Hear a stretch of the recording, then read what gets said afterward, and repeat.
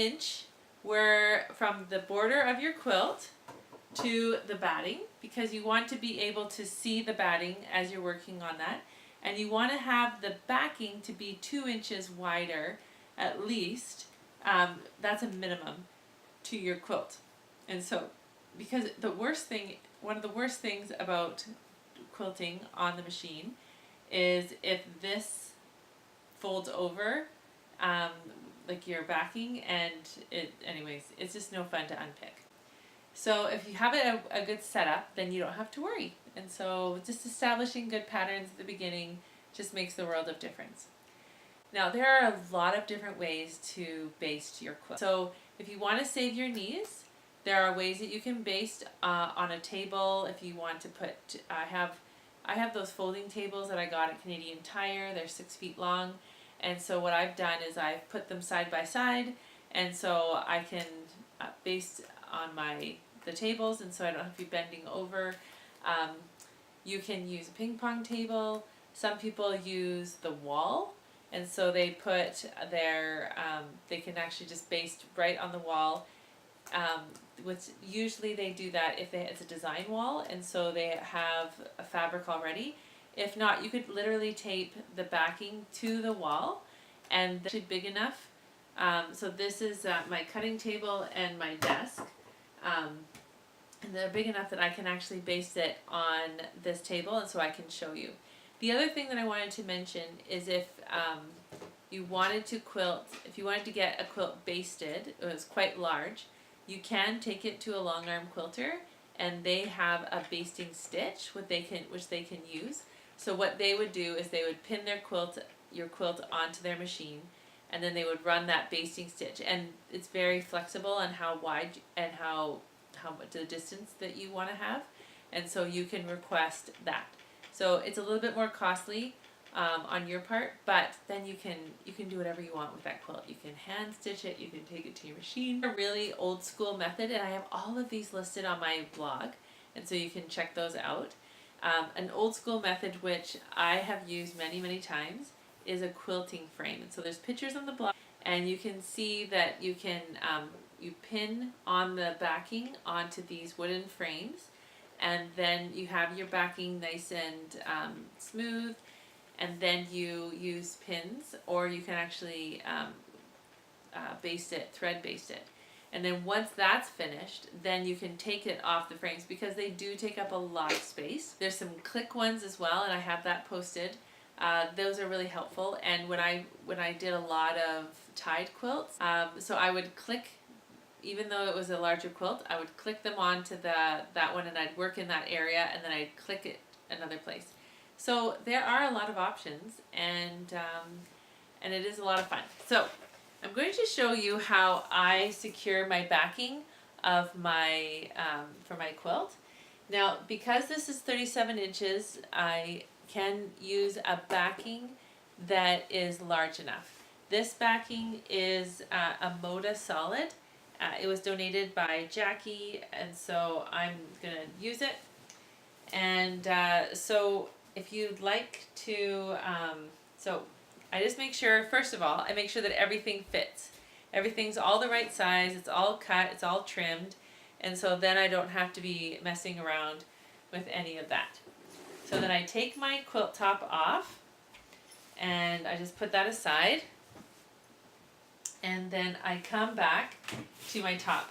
Now, one of my little tricks that I like to use, if I don't want to be spraying my backing, if it's too, if I just don't want to do too much ironing or whatever, what I do is, this is Best Press.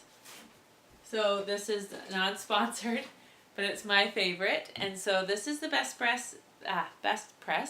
It's a iron-on sizing or starch, and it has really nice smells. And so what I do is I just give it a light mist, and then I just press this my fabric. And when it's on the long arm, it's no problem. Excuse me. But I'm doing it here, it's not so bad. Now, what I have is this is the painting tape. Now, I find that painting tape works fairly well if you're using just a cotton.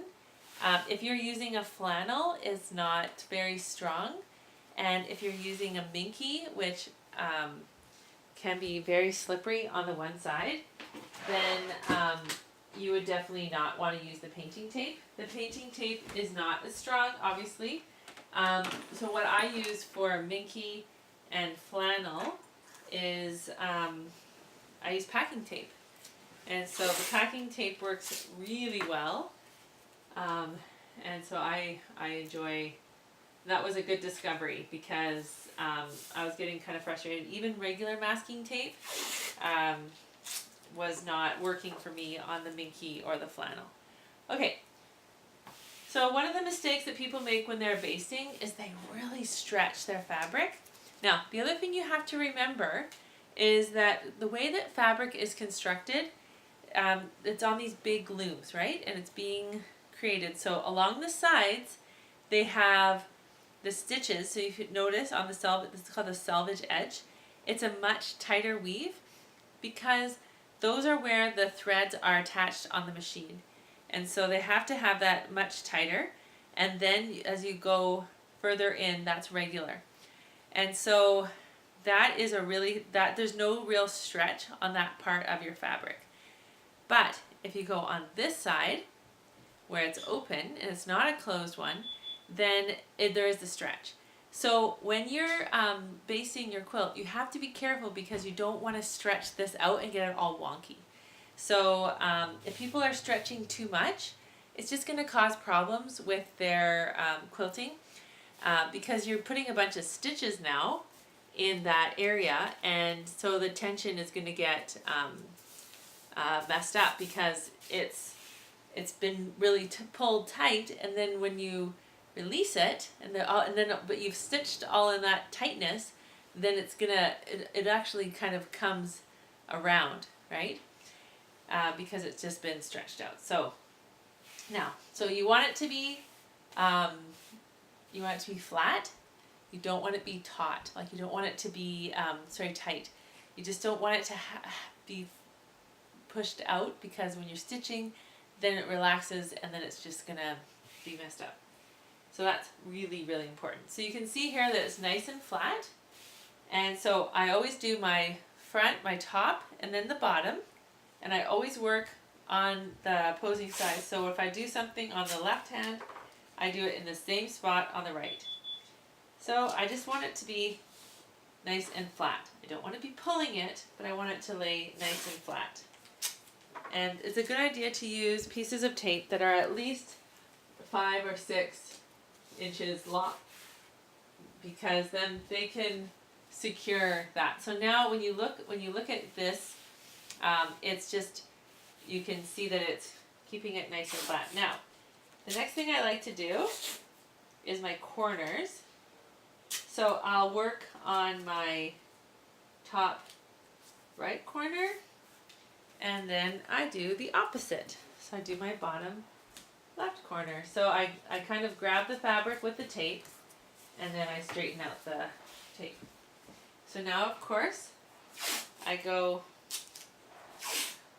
on my, doesn't really matter, you started with the bottom of the top. And so you just smooth that out on that side, and then, oops, excuse me back. So just a little bit of information about my setup here.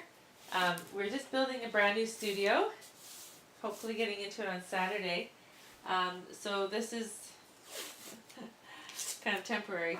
But this is my daughter and I. She's 14 and she films for me, and I'm learning how to edit. So please be patient if it's not the highest quality, but I just really want to empower you, women and men, whoever wants to learn, to do it. And I think, well, it doesn't have to be perfect, but it's good enough and you get the point.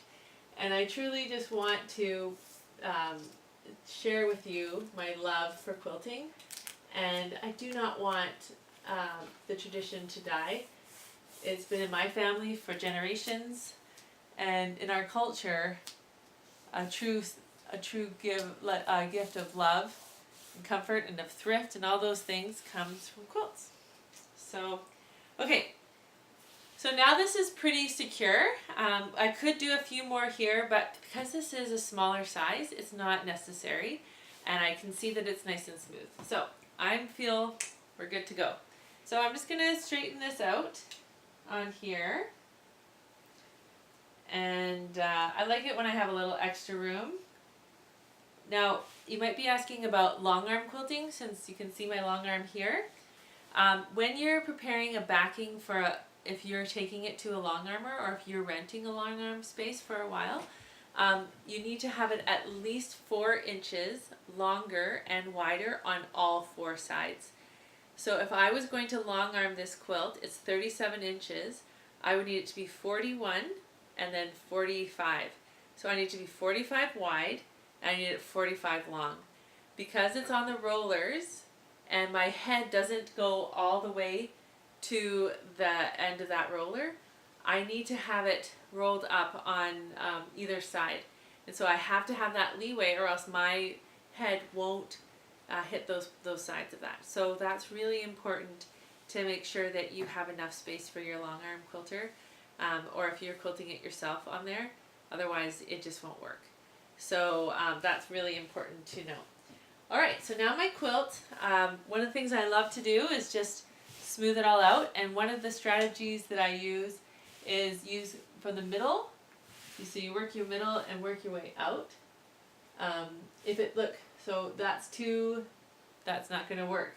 I don't know if you can see that. It doesn't hit it at that point. So obviously that's not going to work for me. So I'm just going to pick my quilt up and I'm going to reposition it, bringing it with my hand. I'm going to just bring that to about 1 inch or so, 1.5 inches from the edge. And then I'm going to bring this over.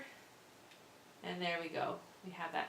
Now another thing that if you want to be super careful about when you're basting is if you take your ruler, that's another thing to keep in mind, is that if you want to make sure you line that up, that you're going to you'd be more happy with the results if you do that. So I'm just going to bring my ruler down, just going to straighten it out. Yeah, and so that's equal, and I can do the same thing along the sides. And so just having that really nice precision, because you've spent a lot of time making sure that your quilt is square, and so it's just a really good habit to get into, is to develop that practice. Okay, so now the next thing is pin basting. So you see here I have this metal, it's actually from an auto body shop. This has a giant magnet on the back, and so you can put anything magnetic and it will hold it. So it's super handy to keep certain pins that you want, and so I have my pins for my basting. Now, if you would notice, there's 2 different kinds of pins in this bowl. Oops, there's always little threads everywhere I go.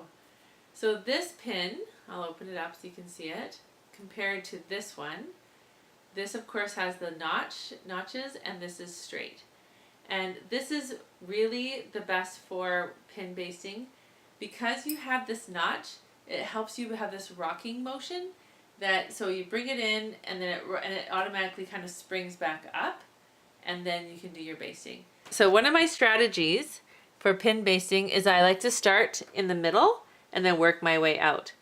So I will put in my pins. Now, before I do this, I need to think about how am I going to be quilting my quilt, because I need to think if I'm going to be quilting along these lines, I don't really want to be putting my pins there, because every single time I have to stop and move it. So it kind of disturbs the flow of my quilting. But if I'm going to go along here and along here, then I can pin in these 2 ones. So that's something to keep in mind.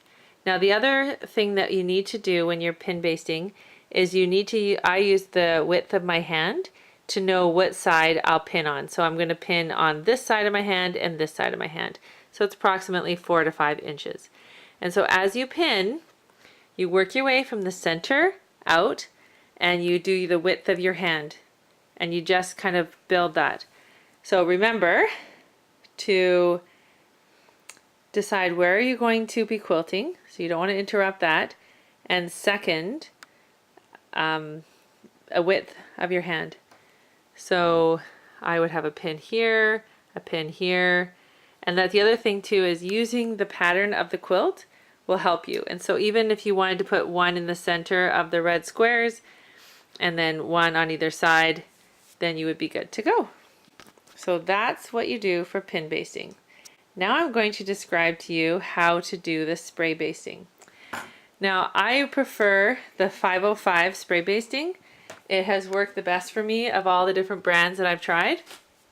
So this one is 505 and it is fantastic. It's worth buying it in the larger cans. When you are spray basting, it's almost like you want a snow mist on there. So you don't need to have a ton.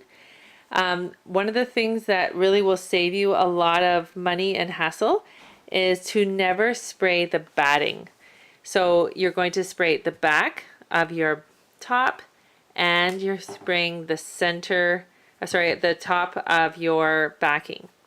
And so how I recommend you do it is, this is how I do it. So I take off my top, I remove the batting, so I fold it the way I want it to be put back on.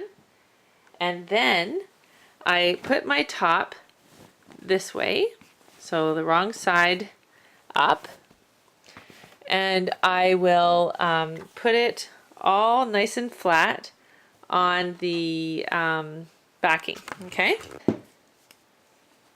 And here, popping off the lid with one hand is trickier than I thought. Okay, so I take the lid off. And then I just do a light spray. Now, I am doing this in my home. It recommends you have windows open. And if you don't want overspray, what I would do is just put newspaper along the sides of where you are at. And then the other thing you can do is, if it's on your kitchen floor, that's just a good excuse to wash your kitchen floor. Okay, so I just take my can and I just start with a light spray. You can just work your way like you're up and down, like you're mowing a lawn. Just a nice light mist. Okay, so this camera doesn't focus as well on that. It's hard to see it, but it's just a light mist. Now what you're going to do is you can actually just fold it on itself. It's going to be sticky, but it's not too bad. And then you do the same thing. And I think a little bit better. I'm going for the zigzag approach. Okay, so now we have the nice spray on there. And now we'll come back with our batting. We'll place our batting. Now I feel like the spray basting is like having a third hand, because if it's the way if you don't want it that way, that's totally fine. You can just peel that off and start again. And you're just gonna smooth this. So now your quilt is all basted and ready to go. If you were to do this on the wall, you would do the same process, but you just have it vertical.